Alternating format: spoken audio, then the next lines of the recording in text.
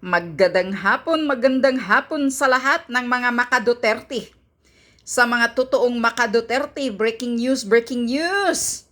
Ito na po, Supreme Court declares Vice President Sara Duterte articles of impeachment unconstitutional. Yan. Galing sa JME News. O, ayan na. Ano na? Bangag. Martin Romualdez. Nga. Talaga namang unconstitutional yun eh. Kasi yung paggawa nila ng impeachment sa araw na yun, urada-urada. Pinabilisan nila. May mga, according pa kay Congressman Toby, sino yun? Si Toby, apelido niya nakalimutan ko na. May mga promises na bigyan ng ganitong budget. Ang hindi makapirma sa impeachment ni Sara Duterte ay walang budget, tanggalan ng budget. So ano yan? Nasa batas ba yan? Tapos, yung ginagawa nila, pang-apat na impeachment na to. Yung unang impeachment, hindi nila ginagawa. Pangalawa, gumawa na naman sila ng pangalawang impeachment. Pangatlo, itong pang-apat lang nila ginagawa ng urada-urada.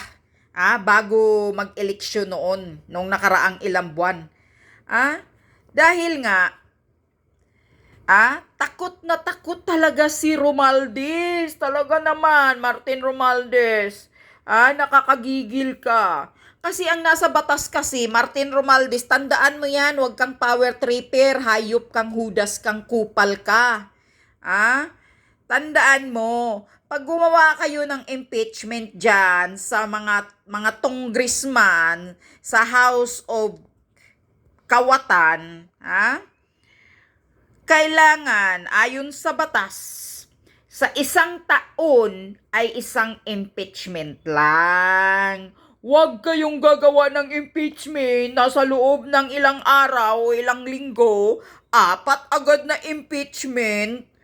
Tapos yung nakaraang 3, hindi nyo inaaksyonan, ang pang-4 lang kayo, nagpirmahan, agad din yung binagsak si Sara sa pang-4. Di wala.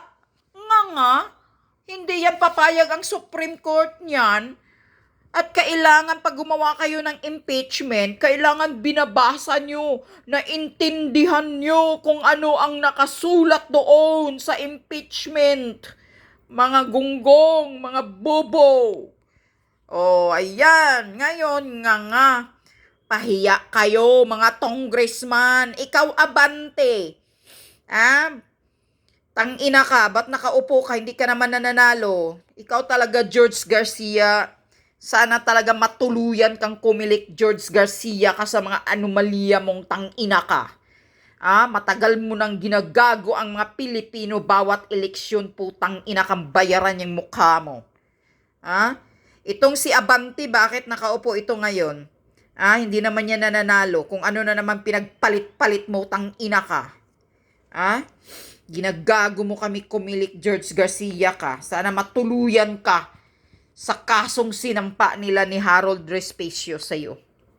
Dami mong kabalbalang kababuyan ginawa sa mga Pilipino. Anyway, back to impeachment tayo, mga hayop. Iiyak na kayo, kayong mga komunistang mga terorista. Iiyak na kayo, mga komunistang walang silbi sa bayan ng mga salot kayo. Atat kayo na ma-impeach si BP Sara. Magkano ba, mga komunista? Magkano bang binayad ni Martin Romualdez sa inyo? Magkano ba?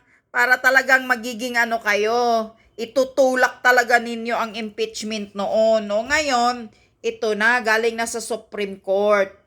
Humanda-handa kayo. Tuloy-tuloy ang ligaya ni Vice President Sara Duterte at sa 2028 sisiguraduhin naming mananalo si Vice President Sara Duterte bilang isang presidente. At sana, Sara Duterte, gagawin mo ang ginagawa nilang pambababoy sa ama mo. Ha? Kung ano yung ginagawa nila ngayon kay PRRD. Ha? Bigyan mo sila ng punishment pag ikaw ang makaupong presidente. Lalo na yung bangag na Marcos Jr. na inutil, na wala na tayong maaasahan sa hayop na gago na yan.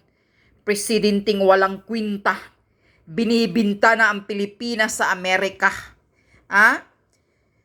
Minus 1% lang ang taripang binigay ni President Trump kasi 20% yung taripa ng Pilipinas. Minus 1% lang, masaya na ang bangag. Tingnan mo yung utak pulburonik, utak adiktos. Masaya ka na sa 1%? Anong mapala ng Pilipinas niyan? Noon nga, sabi pa ni Banat Bay, na research daw niya, noon 17% lang ang taripa ng Pilipinas. Ang taripa na galing sa Amerika. Ngayon 19, tumaas pa. 20 yung binigay, 20% yung taripa natin binigay ni Trump. Tapos nag-minus lang ng 1%, masaya na si Bangag. Na noon pa, 17% lang pala ang taripa natin. Tapos pumayag na ang gago sa 0%. Anong income ng Pilipinas niyan? Kung ang lahat ng mga pinapadalang mga goods ng Amerika, na galing sa Amerika, walang taripa. 0 taripa. Yan ba ang presidenting matalino? Yan ba ang presidenting maayos ang utak? Iniisip mo ba, Bangag, ang kapakanan ng Pilipinas o iniisip mo ang sarili mo? Na para hindi magalit si Trump sa iyo. Para hindi ma-freeze yung mga account, mga ninakaw ng pamilya mo. Freeze na nga Yan siguro ang hinihintay mo na maibabalik sa inyo yung mga nakaw yaman ninyo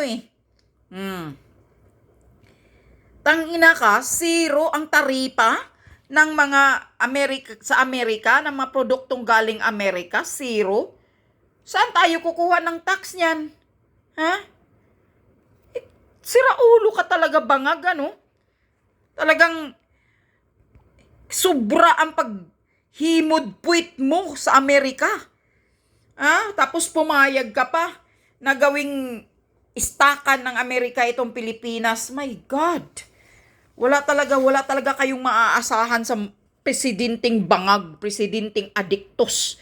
Talagang wala sa maayos na balansing katinuan ang utak.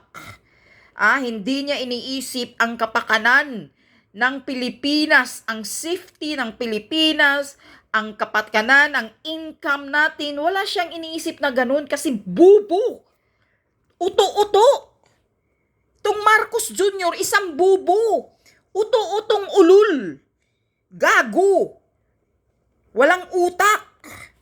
Yan ang napala ninyo sa pagbuto sa isang adiktos, pulburunik na utak. Binibinta na kayo sa Amerika. Nakadikit, nakasandal sa Amerika ang hayop. Wala na tayong maaasahan pa sa Amerika. Ano bang maaasahan nyo? Tingnan nyo lang. Ang Amerika, pagpupunta ng Pilipinas, labas-pasok sila, walang visa. Mga Amerikano, labas-pasok ng Pilipinas. Tinatrato pa natin ng parang mga hari.